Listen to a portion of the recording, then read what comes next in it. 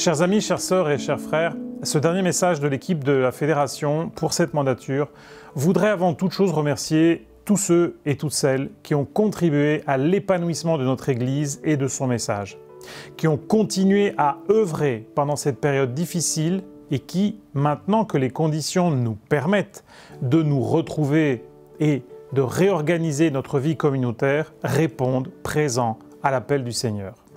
Merci à tous ceux qui se sont engagés dans une prière persévérante, seuls ou en groupe. Merci pour l'espoir qu'ils ont maintenu, rallumé et qu'ils ont diffusé. Merci pour le soutien et la fraternité manifestés de tant de façons différentes en contactant et en aidant les gens les plus seuls, les plus éloignés, les plus effrayés par les événements que nous avons traversés et que nous traversons toujours.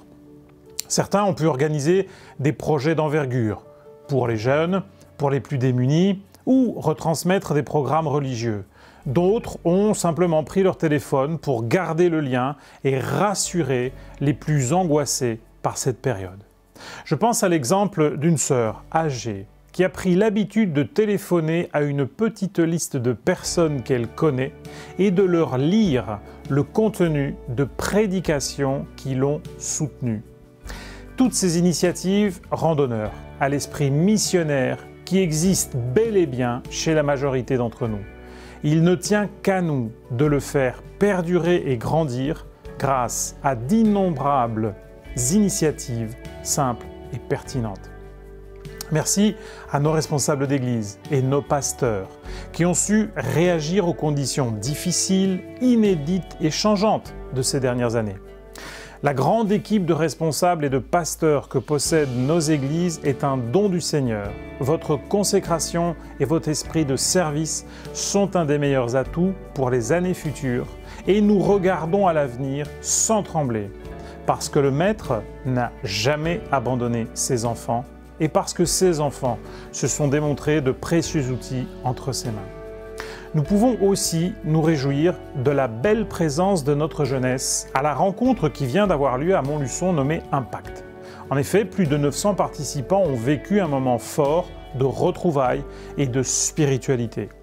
Remercions les équipes JA qui ont permis la tenue de ce rendez-vous. Ce congrès me donne l'occasion de vous lancer un appel. En effet, bon nombre de nos communautés ont commencé leur travail de nomination. Placez au cœur de votre tâche la nomination de responsables et de collaborateurs de la jeunesse. Certes, ils ne remplaceront jamais l'action accomplie dans nos foyers, mais ils peuvent offrir un cadre et un espace d'animation et de formation qui enracinent nos enfants et nos jeunes dans la foi, dans la parole de Dieu et dans le service. Il y a là tout un parcours fait de choix pour le Seigneur et pour le prochain, qui peut transformer des vies. Choisissez aussi des responsables qui nous unissent. Nous avons besoin d'être rassemblés autour de notre message et de nos valeurs. Tenons-nous loin des gens qui nous divisent et qui clivent nos comités et nos communautés.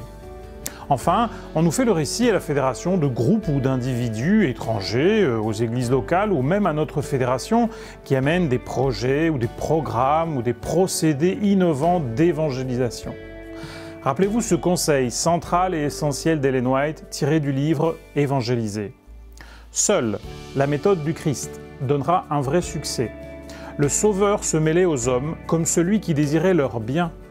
Il montrait de la sympathie à leur égard, s'occupait de leurs besoins et gagnait leur confiance. Et c'est ensuite qu'il leur disait « Suivez-moi ».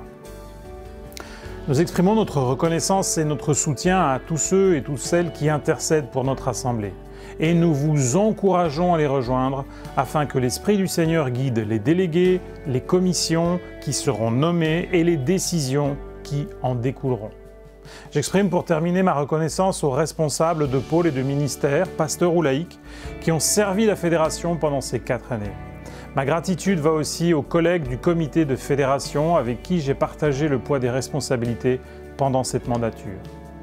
En guise de bénédiction, je partage avec vous ce texte magnifique de l'Apocalypse de Jean que j'ai beaucoup utilisé pour conclure mes sabbats de visite dans les églises de notre fédération.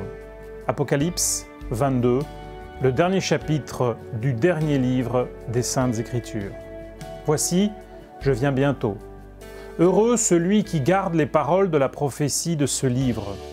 Je suis l'alpha et l'oméga, le premier et le dernier, le commencement et la fin. Heureux ceux qui observent ces commandements, afin d'avoir droit à l'arbre de vie et d'entrer par les portes dans la ville. Moi, Jésus, j'ai envoyé mon ange pour vous attester ces choses dans les églises.